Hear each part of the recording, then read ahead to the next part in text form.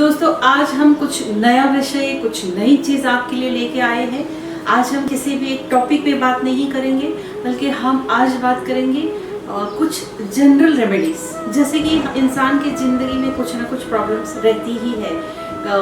छोटी छोटी समस्या रोज़, जैसे सुबह से उठ के रात के सोने तक कोई ना कोई समस्या आती रहती है। किसी की ज़िंदगी में बहुत सारी अड़चने हैं, कुछ काम जल्दी नहीं होता, बहुत सारे प्रयत्न करने के बाद भी नहीं होता है। किसी के पास अच्छा पैसा है लेकिन हेल्थ अच्छी नहीं रहती है, किसी के पास हेल्थ है, पैसा है तो मन की शांति नहीं है, सब कुछ है तो बच्चों से रिलेटेड कोई ना कोई प्रॉब्लम रहती है। तो इस तरह की अड़चने, इस तरह के प्रॉब्लम्स, इस तरह के मानसिक तनाव क्यों होते हैं, तो ये हम आज चर्चा करेंगे। आज हम किसी भी टाइप की जन्म कुंडली या ग्रहों की चर्चा नहीं करेंगे, बल्कि छोटे छोटे जनरल टिप्स हम देंगे जो बहुत ही कारगर होंगे। इसको रोज करने से, रेगुलर बेस पे करने से आपको बहुत सारा फायदा होगा और ये जो आपकी समस्याएं हैं काफ़ी हद तक दूर हो जाएगी। सबसे पहले हम कुछ छोटे छोटे वास्तु के रेमेडीज आपको बताते हैं। जैसे कि वास्तु दोष है, आप वास्तु कराना चाहते हैं लेकिन ये चीज़ हो नहीं रही है, तो बहुत सिंपल से उपाय करने से आपको अपने घर के वास्तु दोष को आप 40-60% तक आप उसको दूर कर सकते हैं। सबसे पहला उपाय है कि आपके घर का जो साउथ वेस्ट कॉर्नर है, तो घर में हमेशा साउथ वेस्ट और नॉर्थ ईस्ट कॉर्नर जो होता है वो बहुत ही इम्पोर्टेंट होता है। अगर वहाँ कोई दोष है तो तकलीफ़ें आती हैं इंसान के जीवन में, तो घर का जो साउथ वेस्ट कॉर्नर है ऐसा कीजिए कि उसे थोड़ा सा ऊंचाई पे लेके जाइए। यानी कि मैं अगर आपको ऐसा बताऊँ कि वहाँ आप सीमेंट से या इससे आप थोड़ा सा इसको स्लॉप वाला बना दीजिए, उसको ऊंचा रखने से आपको ज़िंदगी में बहुत सारी ऊंचाई पे वो लेके बहुत सारी ऊंचाई मिलेगी और नौकरी और व्यवसाय में आपको बहुत सारी प्रगति देखने को मिलेगी। दूसरा उपाय है, जैसे किसी का घर ईस्ट फेसिंग है, यानी कि जो मेन डोर है वो ईस्ट में खुलता है, तो उनको क्या करना चाहिए, घर का जो मुख्य द्वार है उसके बाहर आप सूर्य का, भगवान सूर्य देवता का फोटो लगाइए या फिर जो पीतल की सूर्य की प्रतिमा आती है वो लगाइए। रोज आप धूप और दीप जलाते हैं तो उसे भी धूप और दीप दिखाइए और हो सके तो सूर्य देवता के 12 नाम का जाप भी कर लीजिए, जिससे आपको अपनी नौकरी व्यवसाय में और आमदनी में काफ़ी बढ़ोतरी मिलेगी। आइए देखते हैं एक और उपाय वास्तु से रिलेटेड। घर का जो मध्य भाग होता है, जिसे बोलते हैं ब्रह्मस्थान, ये बहुत ही इम्पोर्टेंट पार्ट होता है घर का। ऐसा वास्तु में बताया गया है कि जो वास्तु देवता होते हैं, तो जो घर का मध्य भाग होता है तो वास्तु देवता का वहाँ पे हृदय आता है। जब वो सोते हैं तो वहाँ उनका हृदय का पार्ट आता है। तो जैसे कि वास्तु में बताया गया है कि वो हमेशा खाली होना चाहिए, वहाँ पे किसी भी टाइप का कंस्ट्रक्शन नहीं होना चाहिए। ना तो कहीं हम जब घर बनाते तो कोई भी भारी फर्नीचर या लोहे की चीज़ नहीं आनी चाहिए।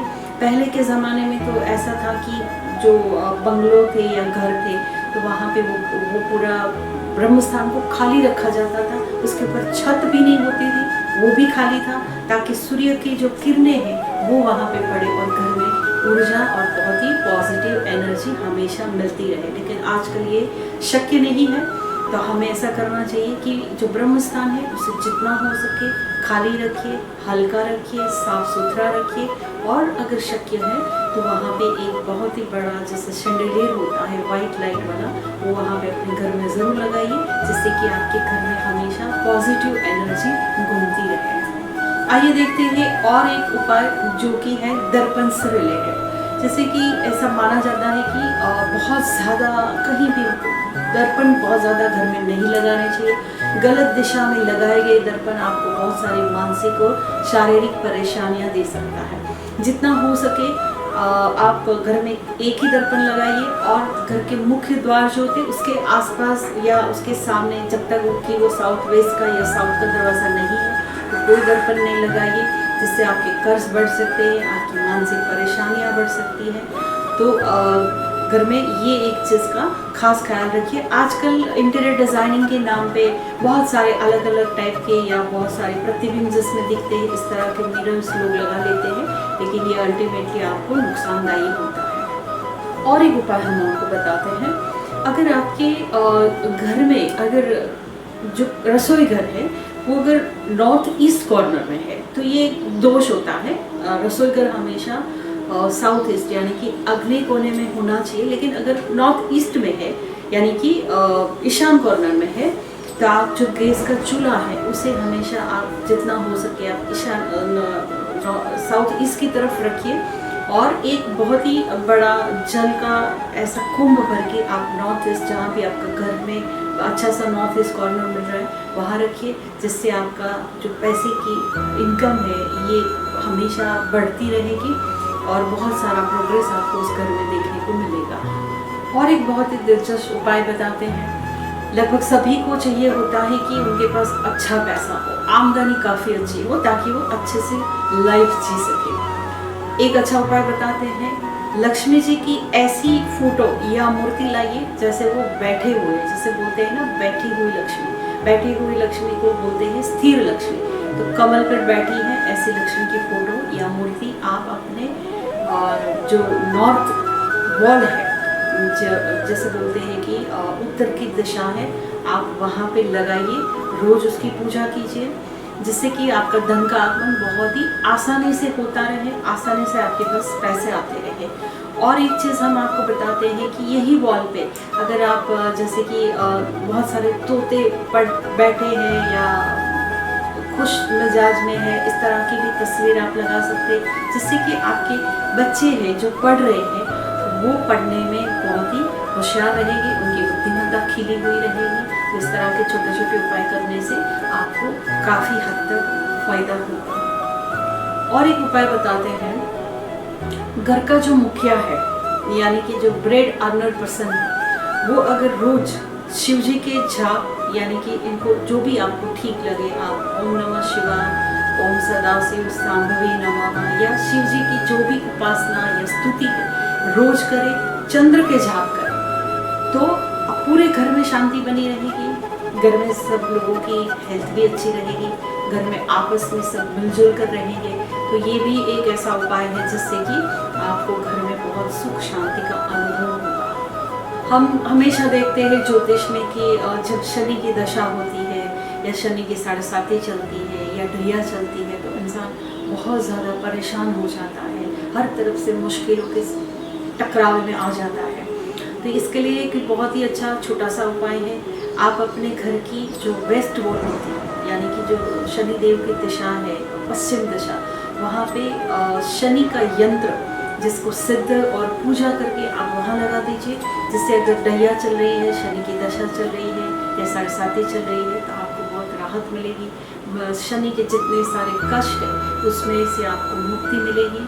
और कुछ 2 उपाय हम आपको बताते हैं, बहुत ही सीधे साधे सरल उपाय हैं। जैसे कि नॉर्थ ईस्ट कॉर्नर आपको पता है कि गुरु का कॉर्नर है, तो अगर घर में बच्चे हैं पढ़ने में थोड़े से कमज़ोर हैं और शायद से ऐसा आपको लगता है कि भाई घर में जितनी मेहनत करते उतनी आमदनी नहीं होती है, तो आप अपने नॉर्थ ईस्ट कॉर्नर में रोज़ घी का दिया जलाइए और ईश्वर से प्रार्थना कीजिए कि ये जो समस्या मैंने आपको बताई उसमें कमी आ जाए। अगर शुक्र किसी का भी घर में कमज़ोर है तो दिया आपको साउथ ईस्ट यानी कि आग्नेय कोने में जलाना है और वो आपको जलाना है सरसों के तेल का। अगर घर में कोई बहुत ही बीमार रहता है या फिर घर में गुस्से और चिड़चिड़ेपन का एटमॉस्फेयर ज़्यादा है, सबको आपस में एक दूसरे के ऊपर बहुत ज़्यादा गुस्सा आता है, ऐसी अगर बात है तो फिर आप साउथ ईस्ट कॉर्नर में सरसों के तेल का दिया जलाइए। और जो शुक्र है यानी कि अगर ऐसा कोई दोष है तो आप उसे इस तरह से शांत कर सकते हैं। ज़्यादातर ऐसा होता है कि अगर हमारा बंगलो है या रो हाउस है और 1+2 या ऐसा अगर हमारा घर है तो स्टेयरकेस होती है, तो हम क्या करते हैं, काफ़ी लोग तो इतनी बड़ी गलती कर देते हैं कि स्टेयरकेस के नीचे अच्छी जगह मिल जाती है, सेपरेट मंदिर बन गया, तो स्टेयरकेस के नीचे कभी भी मंदिर नहीं होना चाहिए। आप स्टेयरकेस के नीचे अपना पढ़ने लिखने की बुक्स वगैरह वो भी कभी भी ना रखिए, जूते भी ना रखिए, वो जगह हमेशा जितना हो सके खाली रखिए। अगर इस तरह से आप वहाँ पे कूड़े कचरे भर दोगे या गलती से भी अगर मंदिर या भगवान की फ़ोटो आपने वहाँ पे लगा दी तो बहुत सारे बोलते हैं ना मेंटल नर्वसनेस या मेंटल सिकनेस के शिकार आप हो सकते हो, तो वहाँ पे आपको इस तरह की चीज़ें नहीं रखनी है। पुराने ज़माने में तो ऐसा था कि कोई भी घर ऐसा नहीं था जहाँ के तुलसी का पौधा नहीं हो। हम तुलसी को बहुत आध्यात्मिक तौर पे लेते हैं। अगर देखने जाए तो विज्ञान में ऐसा माना जाता है कि तुलसी है वो 24 घंटा ऑक्सीजन छोड़ती है, इसलिए उसको बहुत ज़्यादा हम मायने देते हैं। और हमारे हिंदू धर्म में उसको भगवान की तरफ पूजा जाता है। जितना हो सके कहीं भी जगह मिले और तुलसी का प्लांट ज़रूर लगाइए और उसकी पूजा कीजिए। अगर मैं आपको एक छोटा सा उपाय बताऊं कि घर में तुलसी प्लांट है और आपको लगता है कि भाई आपकी आमदनी कम है, फाइनेंशियल सिचुएशन जो है वो बार बार अप डाउन हो रही है, तो आप 2-3 चम्मच गाय का दूध कच्चा लेना है आपको और उसमें थोड़ी सी शक्कर डाल के आप रोज़ तुलसी के जो जड़ होती है उसमें डालिए और फिर आप मंदिर के सामने बैठ के श्री सूक्त का पाठ कीजिए या लक्ष्मी जी का कोई भी मंत्र आप जाप कर सकते हैं। तो दिन ब दिन आपको लगेगा कि आमदनी जो है वो बढ़ती जाती है। और एक दूसरी चीज़, थोड़ी छोटी सी टिप्स हम आपको दे दें। घर में कहीं भी किचन में हो, बाथरूम में हो या कहीं भी जो नल है अगर ख़राब हो गए हैं, उसमें से पानी टपक रहा है, तो डेफिनेटली उसको जल्द से जल्द बिना विलम्ब किए आप उसको रिपेयर कर दीजिए। ये चीज़ सच में ऐसा होता है कि जब भी आप देखना कि आपके घर में नल टूटता है या लीकेज होना शुरू होता है, बहुत सारी मानसिक परेशानी आपको हमेशा अनुभव में आएगी और आपके पैसे जो है वो बहुत ज़्यादा खर्च होने लगते हैं। तो ये भी एक बहुत ही छोटी सी टिप्स है लेकिन बहुत ही इम्पोर्टेंट है। लगभग सभी को शौक रहता है कि बालकनी में गार्डन बनाए या बंगलो है तो टेरेस गार्डन बनाए, या अगर बहुत ही ज़्यादा बड़ा बंगलो है तो हमारे पास कंपाउंड या गार्डन होता ही है, तो उसमें भी हम बड़ा सा गार्डन बनाते। तो वहाँ पे तो ठीक है कि आप कोई भी पेड़ पौधे लगा सकते हो, लेकिन छोटा घर है 1 BHK 2 BHK और उसकी बालकनी में जब आप प्लांट्स लगाते हैं तो ध्यान रखिए कि कांटेदार पौधे नहीं होने चाहिए। इसमें गुलाब जो होते हैं वो भी आपको जितना हो सके अवॉइड करना है। आजकल एलोवेरा के पीछे लोग बहुत ज़्यादा भागते हैं और घर में एलोवेरा उगा भी लेते हैं। एलोवेरा उगता भी बहुत जल्दी है, बट कोशिश कीजिए कि घर में ये ना कांटेदार जो कैक्टस बोलते हैं वो घर में नहीं उगाना चाहिए, जिससे आपसी रिश्ते जो होते हैं परिवार के सभी सभ्यों का वो खराब होने लगता है। और बेडरूम में तो जहाँ तक हो सके किसी भी टाइप के पौधे ना लगाएं, क्योंकि आपको पता है कि कुछ पौधे जो होते हैं वो दिन को ऑक्सीजन देते हैं, रात को कार्बन डाइऑक्साइड छोड़ते हैं। पति पत्नी के संबंधों पर इसका नेगेटिव इफेक्ट होता है। जब इंसान की शादी होती है, हस्बैंड वाइफ बनते हैं, तो पति पत्नी के संबंध जो होते हैं वो बहुत ही सुमधुर होने चाहिए, तो ही ज़िंदगी जो है बहुत अच्छी लगती है जीने में और सरल भी लगती है।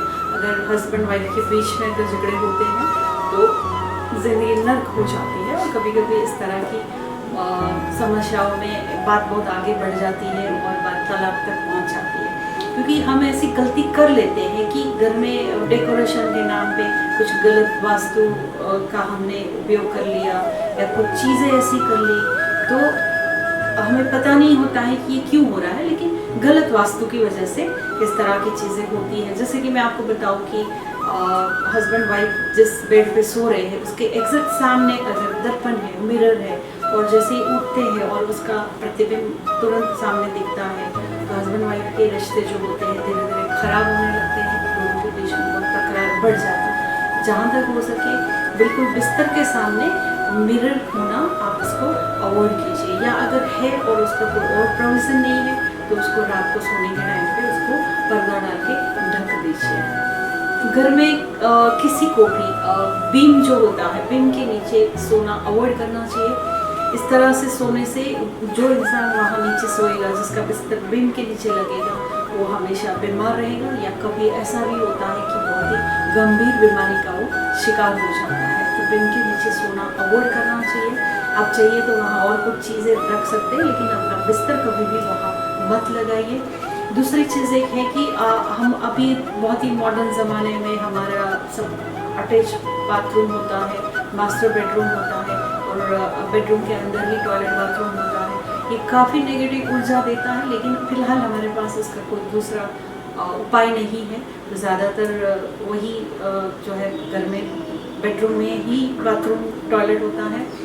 तो कभी ये ध्यान रखिए कि टॉयलेट की वॉल और आपका जो बेड है वो दीवार एक नहीं होनी चाहिए, कम से कम 3 फीट का डिस्टेंस होना चाहिए। तभी ही आपको शांति भरी नींद आएगी, पति पत्नी के रिश्ते भी मधुर बने रहेंगे और किसी के हेल्थ पे भी इसका नेगेटिव इफेक्ट नहीं आएगा। जो गर्भवती स्त्री है, प्रेग्नेंट वुमन है, उसे कभी भी नॉर्थ ईस्ट कॉर्नर में नहीं सोना चाहिए, जितना हो सके अवॉइड कीजिए।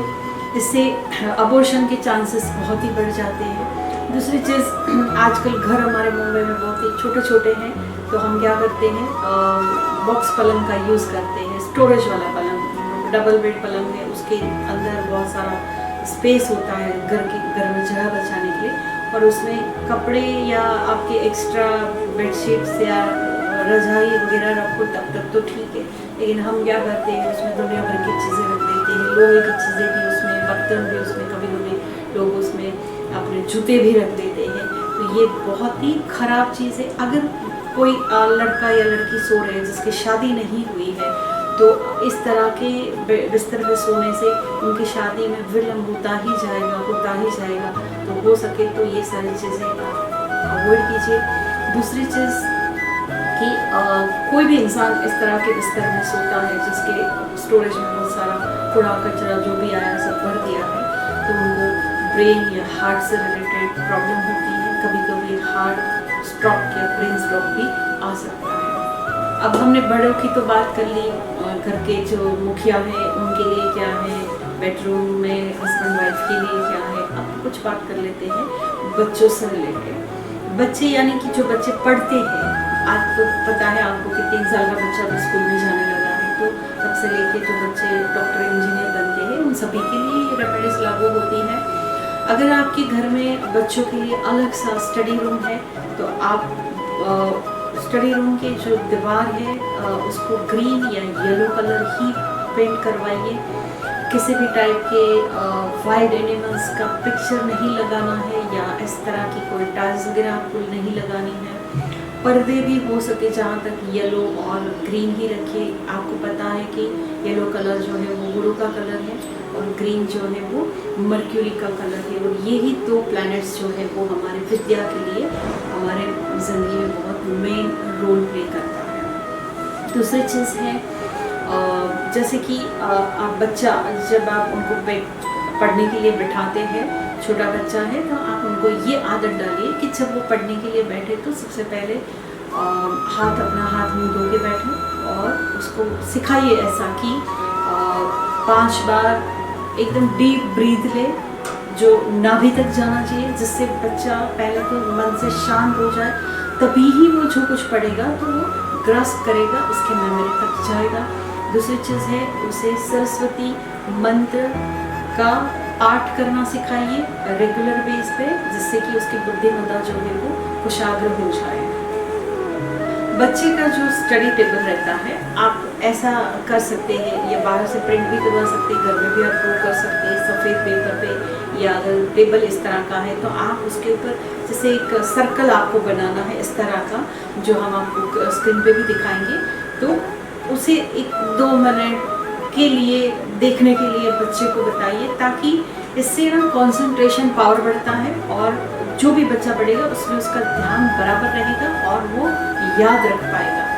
ये एक बहुत ही अच्छा उपाय है। दूसरी चीज़ है कि 5 मुखी रुद्राक्ष को आप सिद्ध करके बच्चे को पहना सकते हैं। जो भी बच्चे पढ़ रहे हैं उसे बहुत ज़्यादा नमक वाला, बहुत ज़्यादा तेल वाला और बहुत ज़्यादा खट्टा खाना जितना हो सके आप अवॉइड कीजिए। आजकल बच्चे जो बाज़ार में सब वेफर्स वगैरह मिलते हैं उसमें बहुत ज़्यादा सॉल्ट होता है, तो इसकी साइकोलॉजिकल, फिर आप बोले थे थोड़ा जो साइंटिफिक, हमारा बायोलॉजिकल इफेक्ट भी होता है, और जिससे कि बच्चे की मेमोरी जो है वीक हो जाती है, कभी कभी मोटापा भी बढ़ जाता है। तो इस तरह का सॉल्टी फूड है वो हमेशा अवॉइड कीजिए। ये उपाय के बाद अगर आपको ऐसा लगता है कि आपका बच्चा जो है वो कंसंट्रेट नहीं कर पा रहा है, या उसे मेमोरी पावर शार्प नहीं है, वो चीज़ों को अच्छे से याद नहीं रख पाता है। तो 2-3 चीज़ें मैं आपको बताती हूँ। आप रेड कलर की कोई भी चीज़ जैसे कपड़ा है या मिठाई है, आप गरीबों को दान कर दीजिए संडे टू संडे। या फिर फरसान होता है जैसे तली हुई चीज़, समोसे है या ऐसी कोई चीज़ भी आप संडे गरीब को दान कर सकते हैं, जिससे धीरे धीरे जो है वो चीज़ में काफ़ी आपको फ़ायदा मिलेगा। बच्चे को रोज़ 1 चम्मच ताज़ा तुलसी का रस निकालिए, तुलसी के पत्तों का, उसमें 1 चम्मच हनी डालें और खाली पेट उसको बिफोर ब्रेकफास्ट आप उसको दिया कीजिए, जिससे कि उसकी मेमोरी पावर जो है वो बढ़ेगा और उसका ये जो कंसंट्रेशन का कमी है उसमें आपको काफ़ी फ़ायदा देखने को मिलेगा। एक बहुत ही अच्छा उपाय हम आपको बताते हैं, जैसे कि आपका बच्चा डॉक्टर की या इंजीनियर या सीए के एग्ज़ाम दे रहा है और उस टाइम पे ज़्यादा टेंशन में सभी रहते हैं, तो एक अच्छा उपाय हम आपको बताते हैं। आपको 1 पाव किलो जितना हरा मूंग लेना है, 8-10 दाने इलायची के लेने हैं, थोड़ा सा दुर्वा जो हम गणपति जी को ऑफर करते हैं, वो दुर्वा ग्रास जो होती है वो लेके उसको ग्रीन कपड़े में बांध के आप गणपति मंदिर में जाके बुधवार के दिन जाना है, वहाँ पे आप रख दीजिए और प्रे कीजिए कि आने वाले जो भी इम्तिहान है उसमें वो अच्छे मार्क्स से पास हो जाए। कुछ और टिप्स हम आपको देते हैं, जैसे कि काफ़ी बार हमारा घर का दरवाज़ा अगर है वो टूट गया है तो हम मार्केट में जाके ऐसा सोचते हैं कि अच्छा कोई दरवाज़ा मिलता है तो सेकेंड हैंड दरवाज़ा ला के हम अपने घर को, कभी भी ये काम नहीं कीजिए। कभी भी सेकेंड हैंड किसी का भी बेचा हुआ दरवाज़ा अपने घर के मेन डोर के तौर पे कभी भी मत लगाइए, ये आपको बहुत ही नेगेटिव इफेक्ट देगा। हमेशा नया बनवा के ही, क्योंकि पहले के ज़माने में तो ऐसा था कि जो घर का मेन जो दरवाज़ा है उसको बनाने के टाइम पे या उसका जो ये बारसाख होता है उसको लगाने के टाइम पे उसकी पूजा होती थी, पंडित आते थे, पूजा करते थे और अच्छे से मुहूर्त देख के उसको बनाते थे। मेन डोर जो है वो बहुत ही इम्पोर्टेंट होता है, हमारा घर की शुरुआत ही वहाँ से होती है, हमारी रक्षा भी वहाँ होती है। तो मेन दरवाज़ा है उसका हमेशा ध्यान रखिए, उसे कभी काले कलर से कभी भी मत पेंट करवाइए, उसे हमेशा ऑस्पिशियस रंगों से ही रंगे, जितना हो सके उसको साफ़ सुथरा रखिए। घर के बाहर आपके जो थ्रेशोल्ड होता है वहाँ पे आप चाहिए तो रोज़ हो सके तो रोज़ छोटे से रंगोली, स्वस्तिक ऐसा रंगोली बनाइए। कुछ भी नहीं कर सकते हैं तो एटलीस्ट आप जो अष्टगंध होता है उसका घोल बना के स्वस्तिक अपनी उंगली से बना लीजिए, इतना भी काफ़ी है, जिससे कि लक्ष्मी के आवन जावन रहे, घर के अंदर नेगेटिव एनर्जी नहीं आती है बल्कि पॉजिटिव एनर्जी आती है। घर को आप सजा सकते हैं, तोरण से सजा सकते हैं। दूसरी चीज़, रोज़ उठ के आप नहा धो के भगवान की पूजा करके फिर आप अपना जो घर का थ्रेशोल्ड होता है उसके ऊपर रोज़ स्वच्छ पानी डालिए। हम उम्मीद करते हैं आपको हमारी दी हुई जानकारी बहुत ही पसंद आई होगी। आप हमारे YouTube चैनल नील चौक से डिवाइन गाइड लाइफ को शेयर कीजिए, सब्सक्राइब कीजिए और बेल आइकन दबाना बिल्कुल मत भूलिए, जैसे कि हमारा नया आने वाले सारे वीडियोस का नोटिफिकेशन आपको समय पर मिलता रहे। आप हमारे साथ जुड़ते रहिए। अगले हफ्ते फिर मिलेंगे कुछ नया रोचक विषय लेके। तब तक के लिए जय माता दी। आप हमेशा खुश रहे, स्वस्थ रहे। जय माता।